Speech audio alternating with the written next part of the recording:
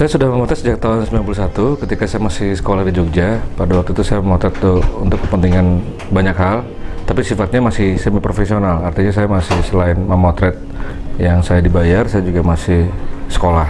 Dan selain juga bekerja sebagai full-time professional photographer, saya juga mengelola sebuah komunitas fotografi online yang terbesar di Asia Tenggara, yaitu photographer.net, yang saat ini anggotanya lebih dari 275.000 orang dengan koleksi foto di galeri yang berjumlah lebih dari 1 juta foto.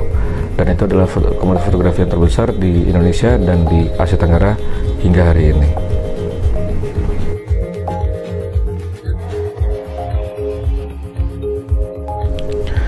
Dalam dunia fotografi yang terkini, teknologi yang paling mutakhir yang dipakai adalah teknologi fotografi digital. Pada sehari ini hampir tidak ada fotografer yang bekerja tanpa teknologi digital, baik itu fotografer hobi maupun profesional, baik itu profesional yang di bidang komersial maupun di bidang jurnalistik, di bidang food dan still life, di bidang wedding, dan bahkan kamera pocket pun sekarang tidak ada yang tidak digital.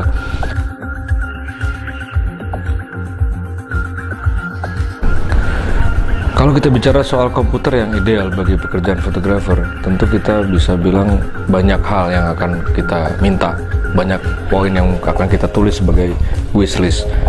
Tapi coba kita boleh dibilang jangan terlalu basic, juga jangan terlalu tinggi, terlalu ideal permintaannya. Kalau saya sebagai fotografer profesional, saya akan meminta suatu komputer yang speednya tinggi.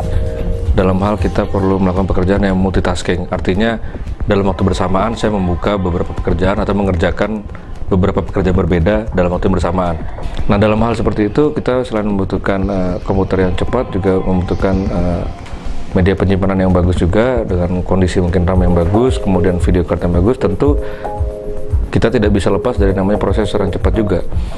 Nah, sungguh alangkah senangnya kita bisa mendapat satu teman, satu mesin yang bisa diandalkan untuk bekerja maupun juga menghibur diri, maupun juga berkomunikasi dengan orang lain, maupun juga rekreasi dalam waktu bersamaan hanya dengan satu mesin.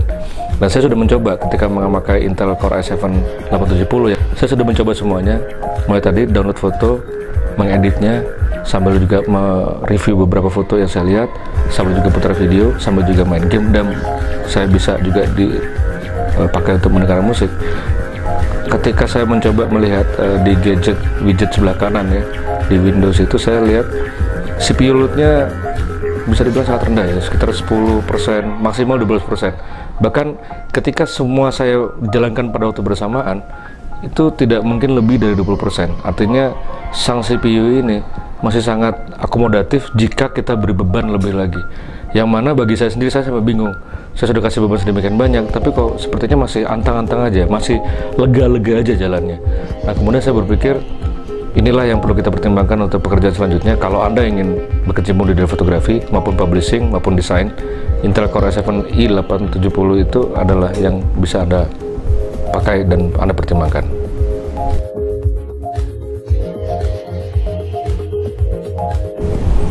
Dalam pekerjaan saya sebagai fotografer, saya sudah mencoba memakai beberapa merek komputer.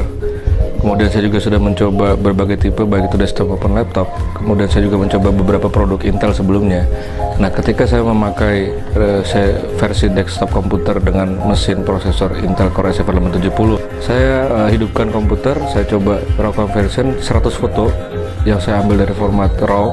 Itu sekitar satu foto sekitar 14 MB, 16 MB satu fotonya RAW. Kemudian saya rubah ke TIFF 16 bit yang kalau kita lihat ukurannya sekitar 30-40 MB. 100 foto simultan pada waktu yang sama. Itu tidak sampai 10 menit untuk bisa mengcover total dan kemudian menyimpannya dalam format TIFF 16 bit. Saya mencoba membandingkan dengan prosesor Intel yang edisi sebelumnya yang memakan waktu sekitar 16 menit untuk 100 foto, untuk jumlah yang sama, untuk foto yang sama. Jadi saya bilang Core i7 870 ini bisa menghemat waktu kita hingga hampir 100% ya. Bahkan ada yang namanya fitur Intel Turbo Boost, itu seperti kalau kita menekan turbo kalau pakai mesin mobil. tiba-tiba semuanya itu seperti terbang dan Anda tidak sadar bahwa itu semua sudah berhasil terlaksana, rapi, tuntas, dan sukses.